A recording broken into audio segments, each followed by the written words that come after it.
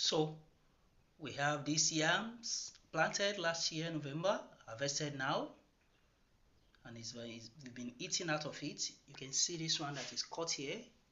It's a big one, almost the same size as this, and it was cut. That is what we cooked this morning for consumption in the family. So what have you planted in your garden? Show us your garden.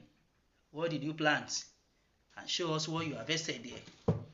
It's quite interesting and encouraging when we do that for others to learn and also do as we do. So don't be selfish. Show the progress of your garden, what you planted and what you harvested, for others to learn from it.